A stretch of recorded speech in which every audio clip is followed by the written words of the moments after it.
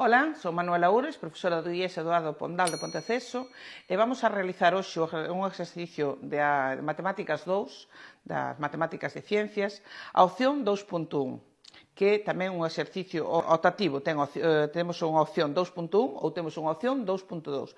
Vamos a resolver a opción 2.1, que ten dúas partes, a 2.1.1, que nos piden que é o que representa no exercicio, danos unha matriz e dinos que representa as filas e as columnas. As filas nesa matriz representan os clientes e as columnas representan os tres fármacos.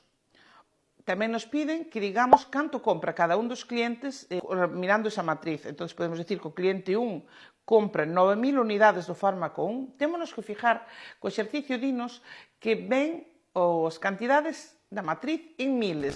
Andan nos números pequenos, pero dinos que ven en miles. Entón, cando contestemos, temos que dicir que no fármaco 1 cómprase 9.000 unidades, 5.000 unidades do fármaco 2, compra o cliente 1, e 2.000 unidades do fármaco 3. O cliente 2 compra 3.000 unidades do fármaco 1 e 8.000 unidades do fármaco 2. E nada do fármaco 3. O cliente 3 non merca nada, porque temos unha fila toda de ceros.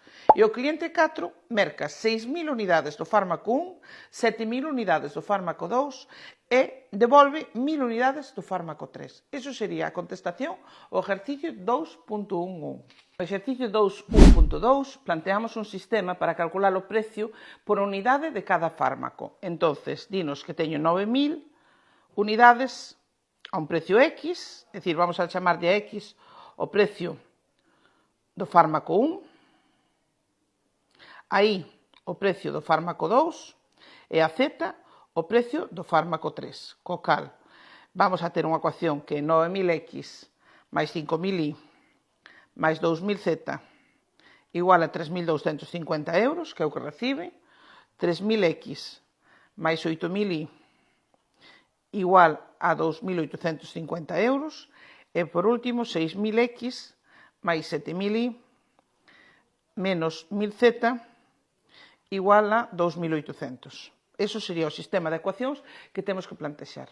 Este sistema de ecuacións podemos resolver por Gauss, polo teorema de Roche-Frobenius e deslogo pola regla de Cramer, ou facendo contas como queiramos. Non nos din como temos que resolver. Eu, como estamos en Matemáticas 2, vou resolver usando Gauss e a regla de Cramer. Simplifico un pouco este sistema porque está en miles, entonces, para ser máis fácil, se divido todo por 1.000, vaime dar un sistema bastante máis fácil.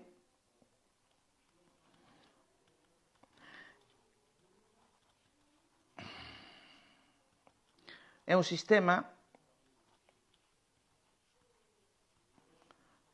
e entonces, pois, resolvédelo polo método que vos sean para vos máis fáciles, por Gauss. Vou facer a matriz de coeficientes A, e vou resolver usando o teorema de Roche-Frobenius. Para iso calculamos o rango da matriz A, calculamos o seu determinante.